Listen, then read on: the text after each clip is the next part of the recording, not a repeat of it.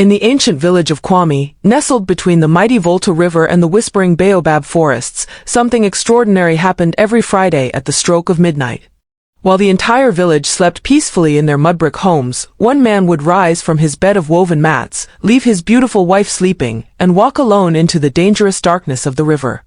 But here's what will shock you. This same man who now owned the largest compound in Kwame, who fed half the village from his abundance, who wore robes that sparkled like starlight, just 2 years ago, this very same man was begging for scraps of cassava to survive. What was he doing by that river every Friday night? Why did his wife Akosua wake up every Saturday morning to find wet footprints leading from their bedroom to the door? And most importantly, what terrible price did they both pay when curiosity finally overcame wisdom? Stay with me, because what you're about to hear is a story that will change how you think about secrets, trust, and the dangerous power of curiosity forever. Deep in the heart of Ghana, where the ancient Ashanti kings once ruled and the spirits of ancestors still whisper through the wind, lay the village of Kwame. Named after a legendary warrior who had protected the land from invaders centuries ago, Kwame was a place where tradition lived in every thatched roof, every carved wooden stool, and every story told under the starlit sky. But let me ask you this, have you ever been so hungry that you could hear your own stomach crying like a newborn baby? Have you ever felt so forgotten by fortune that you wondered if the gods themselves had erased your name from their memory? The fisherman Kweku knew this pain intimately. For 15 long years, Kweku had cast his nets into the sacred waters of the Volta River, and for 15 long years, those waters seemed to reject him like a curse. Every dawn, as the first rays of sunlight painted the river gold, Kweku would paddle his rickety canoe, a vessel so old that the village children called it the floating prayer, hoping this would be the day his fortunes changed. But what made Kweku's suffering even more heartbreaking was watching his wife Akosua. Ah, Akosua! A woman whose beauty was legendary throughout 3 villages, whose laugh could make the saddest heart dance with joy. She had married Kweku not for wealth, for he had none, but because she saw something in his eyes that gold could never buy, pure goodness. Now, I want you to imagine this scene, picture it clearly in your mind. Every evening, as the other fishermen returned with canoes so full of fish that silver scales sparkled like scattered diamonds on the water, Kweku would drag his empty nets onto the muddy shore. The weight of his shame was heavier than any catch he had ever carried. Why do the river spirits ignore me? Kweku would whisper to the evening breeze as he mended his torn nets by the light of a palm oil lamp. I harm no creature unnecessarily. I share what little I have. I honor the ancestors with prayers and libations. Yet I grow thinner while my neighbors grow fat with abundance. But here's what will amaze you about Kweku's character, and I want you to really think about this. Despite his crushing poverty, whenever a stranger knocked on their compound gate asking for food, Akosua would look at her husband, and without words, he would nod. They would share their last bowl of palm nut soup, their final piece of plantain, their only cup of palm wine. Now, tell me honestly, how many of us would be so generous when we ourselves are starving? Drop your thoughts in the comments. The people of Kwame village began to whisper. Some said Kweku was cursed by jealous spirits. Others believed he had offended some powerful deity in a past life. But the wise old grandmother Nana Amma, who remembered when the first white missionaries came to their land, would shake her gray head and say, the gods are preparing him for something great. The deepest roots grow in the hardest soil. Little did anyone know how prophetic those words would prove to be. One particularly cruel harmattan evening, when the dry winds from the Sahara brought dust that settled like grief on everything it touched, Kweku faced the most humiliating moment of his life. He had returned home completely empty-handed, not even a single fingerling in his nets. But wait, it gets worse. As he approached their small compound, he heard voices coming from inside. Akosua was speaking with her younger sister, Esi, who had come to visit from the neighboring village of Bonwire. Now, listen carefully to what Kweku heard, because this moment would change everything. Sister, Esi was saying, her voice filled with concern, why do you stay with a man who cannot provide? My husband Kofi caught so many fish yesterday that we had to give half away to prevent spoilage. The chief of our village has offered you a place in his household as a second wife. You would never know hunger again. Kweku pressed himself against the mud wall of his own home, his heart breaking as he listened. What would Akosua say? Would she finally admit that life with him was unbearable? But Akosua's response, her response was so beautiful it would make the ancestors weep with pride. "Esi, my dear sister," she said, her voice steady as a queen's, "wealth can disappear like morning mist. Beauty fades like flowers in the dry season. But a good heart? A good heart is treasure that increases with time. I would rather eat roots with Kweku than feast with a man whose soul is empty." When Kweku heard these words, he fell to his knees right there in the dust. Tears flowed down his weathered cheeks like the first rains after a long drought. In that moment, he made a decision that would alter the course of their lives forever. That night, after Esi had departed and Akosua had fallen asleep on their simple mat woven from palm fronds, Kweku rose quietly and walked to the sacred grove at the edge of Kwame village. This was no ordinary place. It was where the spirits of their ancestors dwelt, where the boundary between the world of the living and the realm of the gods grew thin as spider silk. The grove was ancient beyond memory, filled with towering cecropia trees whose branches reached toward the star-scattered sky like the arms of praying ancestors. Local legend said these trees had been planted by the first king of their people, watered with tears of joy and sorrow, blessed by generations of prayers. Picture this scene: Kweku, a broken man in tattered cloth, falling prostrate on the earth that still held the warmth of the day's sun. Above him, the night sky blazed with more stars than exist in all our modern cities, and around him, the forest hummed with the secret songs of nocturnal creatures. Have you ever prayed with such desperation that your very soul seemed to pour out through your words? That's exactly what happened next. "Niam, great sky god, creator of all that exists," Kweku cried out, his voice echoing through the grove, "I come before you not as a proud man demanding his due, but as a broken vessel begging to be made whole. I have tried to live according to your teachings. I have harmed no one. I have shared what little I possessed. Yet my wife suffers because of my failures." Lightning flickered in the distance, and the wind through the leaves sounded almost like whispered voices, the ancestors stirring in response to such heartfelt prayer. "Show me what I must do," Kweku continued, his tears mixing with the red earth beneath him. "If I must sacrifice something precious, I will give it. If I must learn some lessons, teach me. If I must journey to dangerous places, I will go. Only please, please do not let my wife's loyalty be rewarded with endless suffering." Now here's where the story takes its first mysterious turn. Are you ready for this? As Kweku finished his prayer, something extraordinary happened. The wind, which had been howling through the grove like the voice of restless spirits, suddenly stopped. The night creatures, the cicadas, the fruit bats, even the distant hyenas, all fell silent as if the entire world was holding its breath. Then, from somewhere deep in the forest, came a sound that made Kweku's blood turn to ice water in his veins. It was singing, but not the singing of any human voice he had ever heard. This was melody that seemed to come from the very soul of the earth itself, haunting and beautiful and impossibly ancient. But here's what's truly strange: the song seemed to be calling his name. Not in words, but in a way that spoke directly to his spirit. "Kweku! Kweku! Come to the deep waters, come to where the river meets the sea." Now, I want you to think about this. If you heard a mysterious voice calling your name from the depths of a dark forest at midnight, what would you do? Would you run? Would you hide? Or would you, like our brave fisherman, choose to follow that otherworldly call? Kweku rose from the ground, his legs trembling like a newborn calf's, and began walking toward the source of that impossible song. The path led him away from the village, away from safety, deeper into the wilderness where leopards prowled and spirits dwelt. As he walked, the singing grew stronger, more beautiful, more compelling. It spoke to something deep in his soul, a longing he had carried since childhood but never understood. The melody seemed to promise answers to questions he didn't even know he had been asking. The path wound through dense forest where mighty mahogany trees created a canopy so thick that even starlight could barely penetrate. Kweku's feet found their way by instinct alone, guided by that ethereal song that seemed to emanate from his very destination. After what felt like hours of walking, though time seemed to move differently in that enchanted space, Kweku emerged from the forest onto the banks of a part of the Volta River he had never seen before. The water here was unlike anything he had ever witnessed. Instead of the muddy brown of the familiar river, these waters were crystal clear and seemed to glow with their own inner light. Schools of fish unlike any he had seen in 15 years of fishing swam in patterns that looked almost like ancient writing. And the singing was coming from beneath those luminous waters. But wait, there's more. As Kweku stood transfixed on the bank, he noticed something that defied all logic.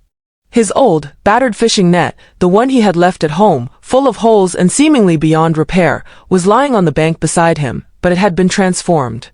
The holes were gone, the fibers gleamed like spun silver, and the net hummed with an energy that made his hands tingle when he touched it, and then, as if guided by invisible hands, Kweku found himself wading into those mysterious waters. They were warm, not with the heat of the sun, but with something deeper, more primal. As the water reached his waist, his transformed net began to glow with the same light as the river itself. "Cast your net, faithful one," came a voice like liquid music, speaking directly into his mind. "Cast it where the water sings loudest." Now, here's the question that will determine everything. What do you think Kweku caught in that magical net? Was it treasure? Was it something dangerous? Or was it something that would change not just his life, but the very fabric of reality itself? Keep watching, because what happens next will absolutely shock you. Kweku cast his transformed net into the singing waters, and immediately, the entire river seemed to come alive. The gentle current became a swirling dance of light and motion. Fish of every color imaginable, gold like the first ray of dawn, blue like the deepest sky, silver like moonbeams on water, began swimming in perfect circles around his net. But then, something completely unexpected happened.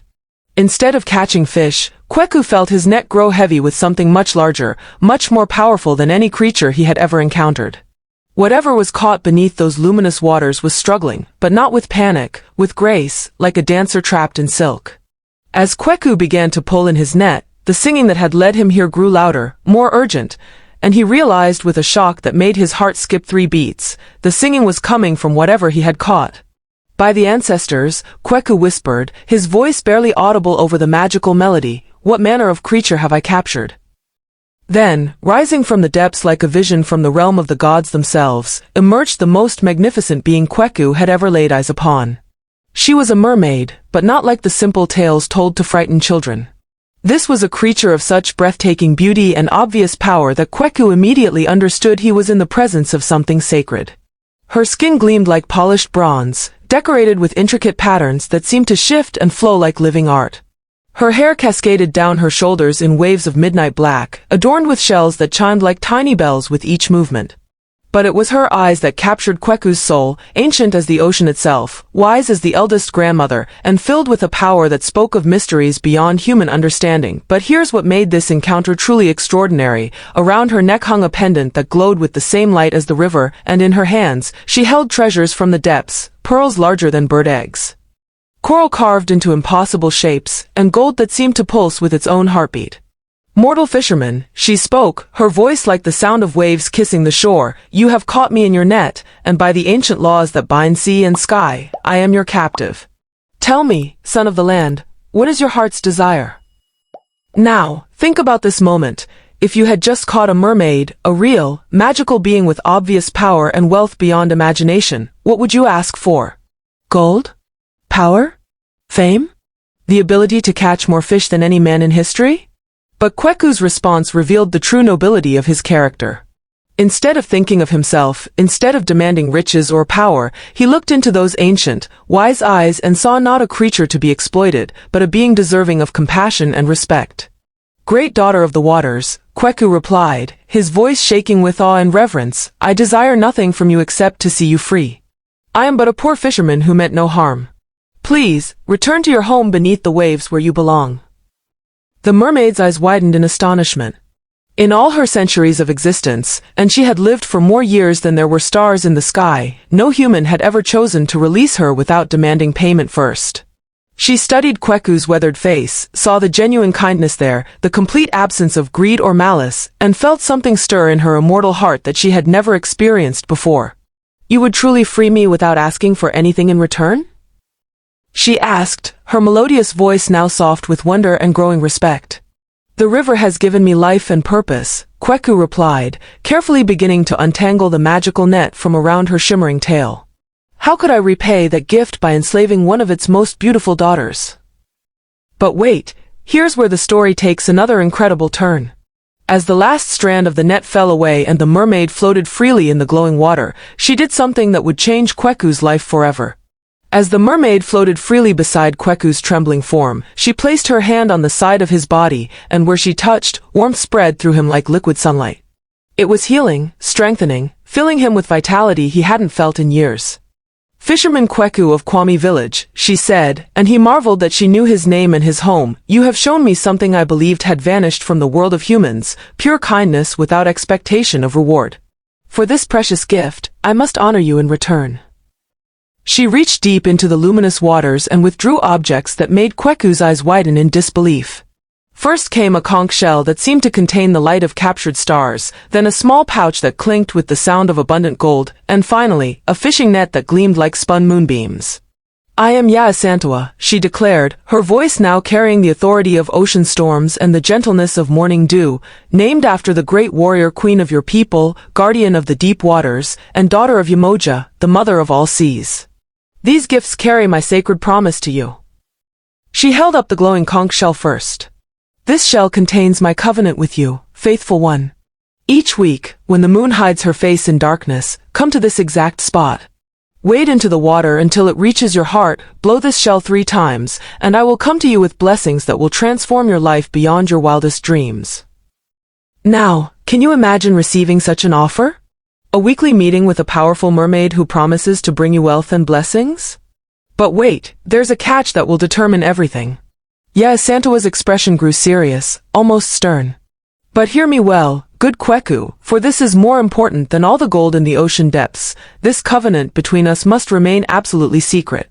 You must never tell another living soul about our meetings, not your beloved wife, not your closest friend, not even the village priest or the chief himself.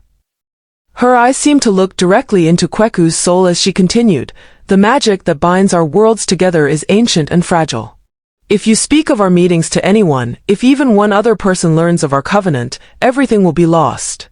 Not only will the blessings end, but the consequences will be more terrible than you can imagine. Do you understand?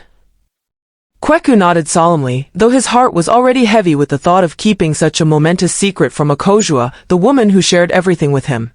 I understand, great Yasantua. I give you my word as a man of Kwame village, by the graves of my ancestors and the love I bear my wife, that our secret will be safe with me. The mermaid smiled, and when she did, the entire river seemed to sparkle with joy. Then let our covenant begin this very night. Take this gold, she handed him the clinking pouch, and use it wisely. Help your neighbors, care for your wife, but do not spend so lavishly that people become suspicious. Wisdom in prosperity is as important as faithfulness in adversity. She gestured to the magical fishing net. This net will bring you catches beyond your dreams, but use it sparingly. Too much success too quickly will raise questions you cannot answer without breaking our covenant. As she prepared to dive back into the depths, Yasantua paused and looked at Kweku with an expression of both hope and warning. Good fisherman, you are about to begin a journey that will test not just your faithfulness to me, but the very foundation of your marriage. Secrets, even sacred ones, have a way of creating distance between those who love each other.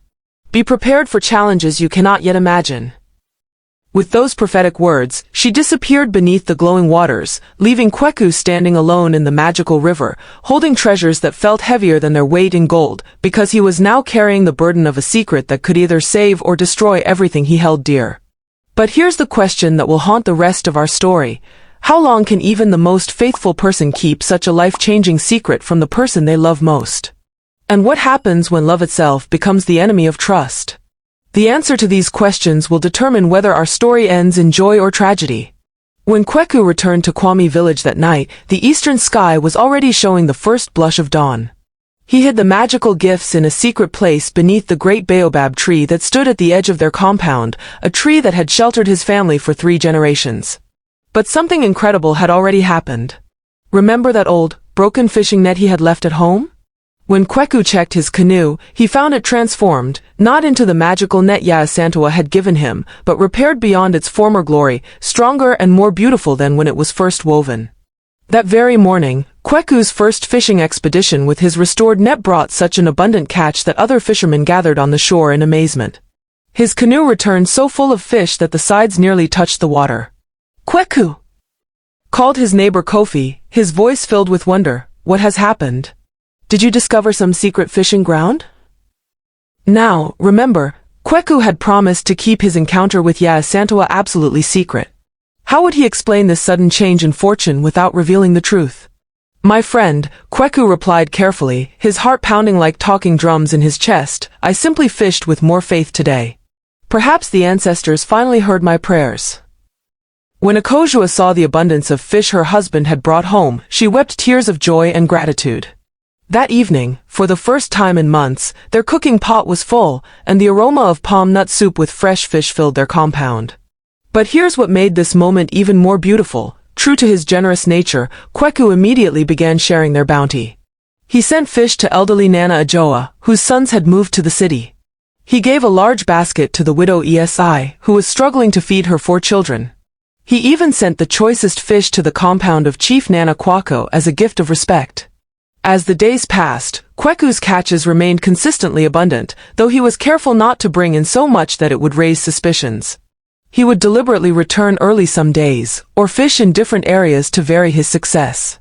But the real transformation began when the new moon arrived, and it was time for his first official meeting with Yasantua. On that moonless Friday night, as Akosua slept peacefully on their mat, Kweku quietly rose and made his way to the magical spot by the river. His hands trembled as he withdrew the conch shell from its hiding place and waded into the warm, glowing waters. When he blew the shell 3 times, its call was like nothing he had ever heard, haunting, beautiful, and so powerful that it seemed to vibrate through his very bones. Within moments, the water began to shimmer and dance, and Yasantua emerged in all her glory. But this time, she brought with her such treasures that Kweku gasped in amazement. Gold jewelry crafted by master artisans of the deep, precious stones that captured and reflected the river's magical light, and cloth that felt softer than spider silk yet stronger than the finest Kent. Faithful Kweku, she said, her voice filled with approval, you have kept our covenant, and you have used your first blessings wisely. I have watched how you shared your abundance, how you helped those in need, how you honored your chief and elders. This pleases not only me, but the great Umoja herself. Can you imagine what it would feel like to have your kindness and generosity observed and rewarded by such a powerful being? But remember, every blessing comes with its own challenges. Over the following weeks, Kweku's life transformed in ways that seemed miraculous to everyone in Kwame village. He began to improve their humble compound, adding rooms and beautiful decorations. Akosua found herself wearing jewelry that rivaled what the chief's wives wore. Their cooking pot was always full, and their generosity became legendary throughout the region. But here's where our story takes a darker turn, because with every blessing, with every secret meeting, with every lie Kweku had to tell to explain their sudden prosperity, a small crack began to form in the foundation of his marriage. And Akosua, the woman who loved him more than life itself, began to notice things that filled her heart with a different kind of hunger, the terrible hunger of curiosity. 3 months into Kweku's covenant with Yasantua, the fisherman's transformation was so complete that traders from as far away as Kumasi began seeking him out. His compound, once the poorest in Kwame village, now rivaled that of minor chiefs. Akosua, who had once worn simple cotton wraps, now dressed in the finest Kent cloth adorned with gold jewelry that made her look like a queen. But with prosperity came something Kweku hadn't anticipated: questions. So many questions. My husband, Akosua said one evening as they shared a meal of groundnut stew with tender goat meat, I am grateful beyond words for the blessings that have come to us. But I must ask, how did our fortunes change so suddenly? What happened that night 3 months ago when you returned from the sacred grove looking like a man who had seen the face of the gods? Kweku felt his heart skip several beats. He had been dreading this moment, knowing it would come, but still unprepared for the pain of deceiving the woman he loved more than his own life. Akosua, my beloved, he replied, choosing his words as carefully as a hunter chooses his arrows. That night, I prayed with such desperation that I believe the ancestors finally heard me. Sometimes blessings come in mysterious ways that we cannot fully understand or explain. But Akosua was not satisfied with such vague answers. She had lived with Kweku for 15 years, had watched him through seasons of plenty and want, and she knew when her husband was hiding something. But husband, she pressed gently, surely there must be more to it than prayer alone. Have you discovered some new fishing ground? Have you learned some secret techniques? Have you made some arrangements with the river spirits? Each question was like a thorn in Kweku's heart because they were getting closer and closer to the truth he could never reveal. Now, here's where Akosua's character shows its complexity, and I want you to really think about this. Her curiosity wasn't born from greed or jealousy. It came from love. She wanted to understand her husband's transformation so she could support him better, so she could share fully in their new life together. But as the weeks passed and Kweku continued to deflect her questions, Akosua began to notice other things. Every Friday evening, her husband would become distant and thoughtful. He would eat little at dinner, speak even less, and retire early to their sleeping mat. Then, in the deep of night, she would feel the mat shift as he rose and left their room. At first, she assumed he was simply relieving himself or checking on their compound. But one night, curiosity overcame her better judgment, and she followed the sound of his footsteps. What she discovered filled her with a mixture of confusion and growing alarm.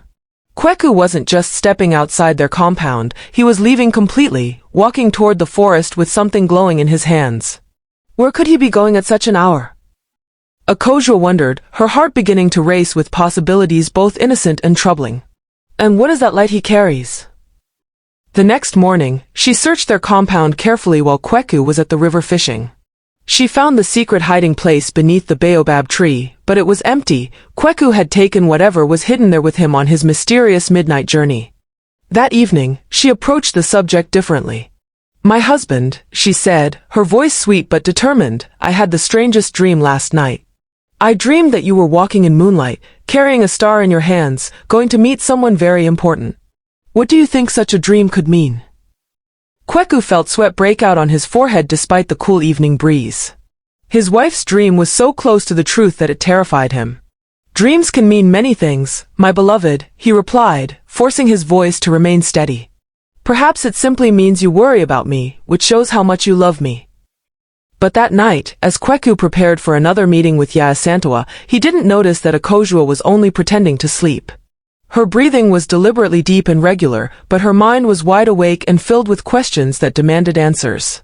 Here's the question that will determine the fate of our story. What happens when love conflicts with trust? When the very depth of caring becomes the seed of destruction? Have you ever been in a situation where someone you loved was keeping a secret from you? How did it feel? Drop your thoughts in the comments, because what happens next will show us just how dangerous curiosity can become when it overcomes wisdom. Stay with me, because the next part of our story will reveal the beginning of the end of Kweku's perfect world. It was the night of the fourth new moon since Kweku's covenant with Yasantua began. The mermaid's blessings had continued to flow like an endless river of abundance. Kweku's fishing expeditions brought wealth beyond his wildest dreams, and their compound had become a place of pilgrimage for those seeking help and guidance. But in the darkness of their bedroom, Akosua lay awake with a heart full of determination. Tonight, she had decided, she would finally discover the truth about her husband's mysterious Friday night disappearances. She had prepared carefully for this moment. Earlier that day, she had brewed a special tea from herbs that would make her appear to be in the deepest sleep, while actually allowing her to remain fully alert. She had also discovered a path through the forest that would let her follow Kweku without being detected. When the compound grew quiet and the night sounds of Kwame village settled into their rhythm, Kweku rose from their mat just as he had every Friday for months. Akosua controlled her breathing, keeping it deep and steady as she watched her husband through barely opened eyes. What she saw made her heart race like a frightened antelope. Kweku moved with the quiet precision of someone who had done this many times before. He went to their secret hiding place and withdrew an object that glowed with soft, mysterious light, a conch shell that seemed to contain captured starlight. "By the ancestors," Akosua whispered to herself, "what manner of object is that? And where did my husband acquire something so obviously magical?" She waited until Kweku had disappeared into the forest before rising from their mat and beginning her own journey. The path she had discovered allowed her to follow at a safe distance, always keeping her husband's glowing shell in sight without revealing her presence. The deeper they went into the forest, the more Akosua realized they were heading toward a part of the Volta River she had never seen before.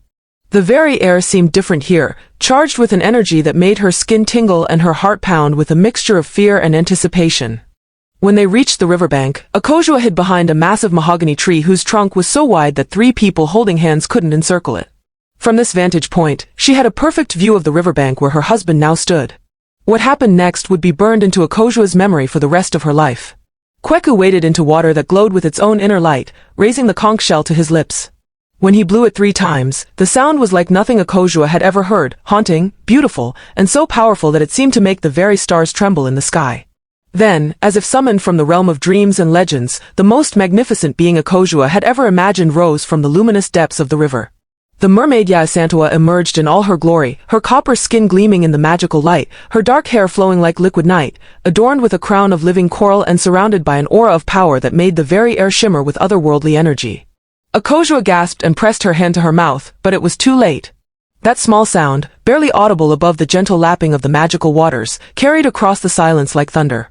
In the river, both Kweku and Yasantua turned toward the sound with expressions of shock and growing horror.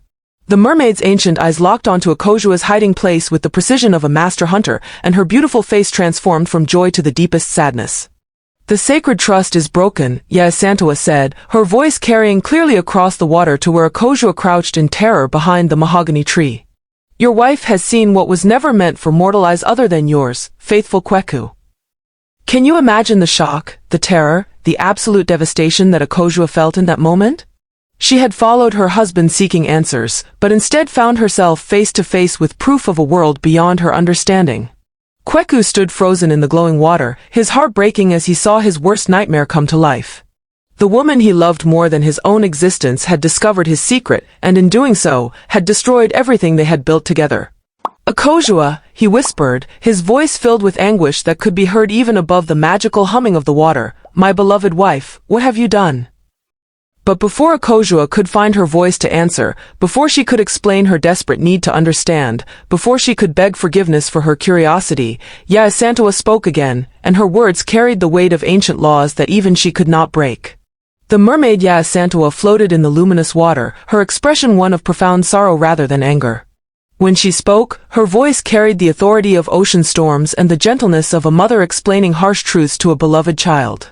"Akosua, daughter of the land," she said, addressing the terrified woman directly, "come forward. There is no point in hiding now. What is done cannot be undone, and we must all face the consequences together."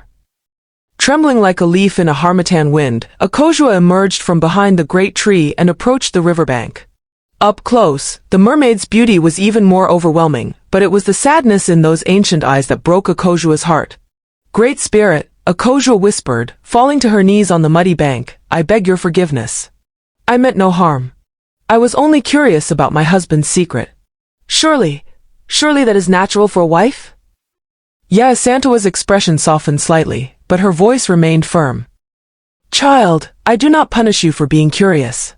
Curiosity has led to many great discoveries and much wisdom in your world. But there is a difference between healthy curiosity and the kind that violates sacred trust." The mermaid gestured toward Kweku, who stood in the water looking like a man whose entire world was crumbling around him. "Your husband kept our covenant secret not to exclude you from his life, but to protect you, and to honor the sacred agreement that brought such blessings to your household. The magic that connects our worlds is ancient and fragile, governed by laws that existed before your great-grandmothers were born." Yasantua raised her hands, and the water around her began to swirl with increasing power. The light that had seemed so beautiful moments before now pulsed with ominous energy that made both Kweku and Akosua tremble. "The old laws are clear, and even I, daughter of Umoja herself, cannot change what must now come to pass. All that I have given must return to the depths from whence it came." "No!" Akosua cried out, finally understanding the magnitude of what her curiosity had cost them. "Please, great Yasantua, I beg you. Punish me instead of my husband. He has been faithful to your covenant. It is I who have broken the trust." But the mermaid shook her head sadly. "Child, this is not about punishment. It is about the natural consequences of choices made and trust broken. When sacred covenants are violated, the magic itself unravels, and no power in heaven or earth can stop it." As Yasantua spoke these words, the transformation began. Akosua watched in horror as her beautiful Kent cloth began to dissolve like morning mist, returning to the simple cotton wrap she had worn months ago. The gold jewelry around her neck crumbled to sand and fell through her fingers like tiny, glittering tears. But here's what made this moment even more tragic. It wasn't just their material wealth that was disappearing. In the distance, they could hear the sound of their beautiful compound collapsing, the rooms they had added crumbling back into the red earth from which they had been built. Can you imagine watching everything you've worked for, everything you've dreamed of, disappearing before your eyes because of one moment of curiosity? But wait, there's something even more heartbreaking coming. The greatest tragedy, Yasantua continued, her voice now thick with sorrow, is not the loss of wealth, for wealth can be earned again by those with willing hearts and strong hands. The greatest tragedy is this: because the sacred trust has been broken, I can never again visit the world of humans. The pathway between our realms is now sealed forever. Kweku felt as though his heart would shatter into 1,000 pieces. In the months of their friendship, Yasantua had become more than a benefactor. She had become his link to the magical world he had always sensed but never experienced. Now that bridge was burning, and it was his beloved wife who had lit the flame. "Great Yasantua," he said, tears streaming down his weathered face like the first rains after a long drought, "is there truly no way to repair what has been broken? I would give back every treasure, every blessing, every moment of prosperity if it meant you could continue to grace our world with your presence." The mermaid's smile was beautiful and heartbreaking at the same time. "Your willingness to sacrifice proves the nobility of your heart, dear Kweku. But some things, once broken, cannot be mended. The old laws exist for reasons deeper than human understanding." But then, as the magical light around her began to fade with the approaching dawn, Yasantua did something unexpected. She swam closer to the shore and spoke directly to both husband and wife.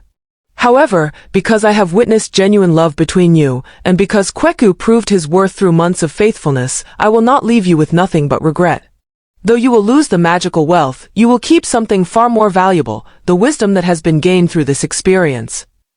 As the first rays of dawn began to paint the eastern sky with shades of gold and crimson, Yasantua prepared to leave the human world forever. But her final words would echo in the hearts of Kweku and Akosua for the rest of their lives. "Listen well, both of you," she said, her voice carrying the wisdom of the ages, "for these truths will serve you long after the magic has faded. Kweku, you have learned that true worthiness comes not from what you possess, but from how you treat others and how faithfully you honor your commitments. Your generosity in poverty made you worthy of blessing. Remember this always." She turned her ancient gaze to Akosua. "And you, daughter of curiosity, have learned that love sometimes requires us to trust without understanding, to have faith without demanding proof. Your desire to know came from caring deeply about your husband, but wisdom lies in knowing when to ask and when to simply trust." The mermaid began to sink back into the water, but her voice continued to carry clearly across the magical space between worlds. "But here is the most important truth of all: real love survives the loss of treasure. True partnership grows stronger when tested by hardship. The bonds forged in struggle are more precious than gold, more lasting than any magic I could provide."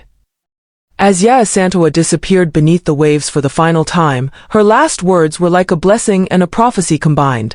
"Use the knowledge Kweku has gained about fishing, about reading the signs of nature, about understanding the rhythms of river and sky.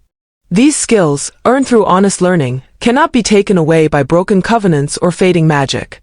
The moment the mermaid vanished completely, the transformation was complete. Kweku and Akosua stood on the banks of an ordinary river, still beautiful, still life-giving, but no longer glowing with otherworldly light. Their fine clothes had dissolved into simple wrappings, their jewelry had crumbled to dust, and in the distance, they could see their compound had returned to its original humble state. But something incredible happened as they looked into each other's eyes in that dawn light. Instead of anger or blame, they saw something deeper: understanding, forgiveness, and a love that had survived the test of secrets and consequences. "My husband," Akosua whispered, reaching out to take Kweku's weathered hands in hers, "can you forgive me for my curiosity? I know now that some questions should never be asked, some secrets are meant to protect rather than exclude." Kweku pulled his wife into his arms, holding her as tightly as he had on their wedding day 15 years ago. "My beloved Akosua, we have both learned painful lessons. I should have found a way to help you understand without breaking my sacred promise. Perhaps if I had been wiser." But Akosua placed her finger on his lips. "No, husband. The fault is mine alone. You kept faith with your covenant, as a man of honor should. I let curiosity overcome trust, and we both paid the price." As they walked back to Kwame village together, hand in hand, they discovered something that would sustain them through the difficult days ahead. The knowledge Yasantua had promised to leave with them was real. Kweku found that he retained all the wisdom about fishing, weather reading, and understanding the natural world that he had learned during his months of magical meetings. His catches, while no longer miraculous, were consistently good. More importantly, he had gained a deeper appreciation for the natural rhythms of river and season, skills that would serve him well for the rest of his life. But here's what I want you to think about. What if Akosua had never followed her husband that night? What if she had chosen to trust instead of needing to know? Would their story have ended differently? And here's an even deeper question. Was Akosua's curiosity really wrong, or was it a natural response to being excluded from such a significant part of her husband's life? And so ends our tale from the village of Kwame, where the Volta River still flows and the baobab trees still whisper with the voices of ancestors. But the story's end is really just the beginning of the questions it raises about love, trust, curiosity, and the choices we make. Now, I want to hear from you, because this story belongs to all of us who have ever struggled with secrets, trust, and the balance between love and curiosity. Here are the questions that will determine how deeply this tale has touched your heart. Do you think Akosua was wrong to follow her husband, or do you believe that spouses should share everything, even sacred secrets? Drop your thoughts in the comments below. What if Kweku had found a way to tell Akosua about his meetings without breaking his promise to Yasantua? Do you think there was a middle path he could have taken? Let me know what you think. If you had been in Kweku's position, would you have been able to keep such a life-changing secret from the person you love most? Be honest in the comments. And here's the big question, what if the story had ended differently? What if Akosua had chosen to trust her husband's word instead of following him that night? Do you think they would have lived happily ever after with their magical wealth, or do you believe that secrets always eventually destroy relationships, no matter how well-intentioned they are? But wait, there's one more question that might change everything. What if Yasantua had been testing them all along? What if the real treasure was never the gold and magic, but the lessons they learned about love, trust, and forgiveness? What do you think? Was this always meant to happen? Share your thoughts, share your own experiences with secrets and trust, and don't forget to subscribe for more powerful African folktales that teach us timeless lessons about life, love, and the choices that define our destiny. If this story moved you, if it made you think about your own relationships differently, hit that like button and share it with someone who needs to hear about the delicate balance between love and trust. And remember, the greatest treasures in life aren't the ones we can hold in our hands, but the ones we carry in our hearts. The love between Kweku and Akosua survived the loss of magical wealth because it was built on something stronger than gold, genuine care, mutual respect, and the willingness to forgive. Until next time, may you choose wisdom over curiosity when the two conflict, and may you always remember that trust, once broken, is the hardest treasure to restore. What lessons did you learn from Kweku and Akosua's journey? I'm waiting to read your insights in the comments below.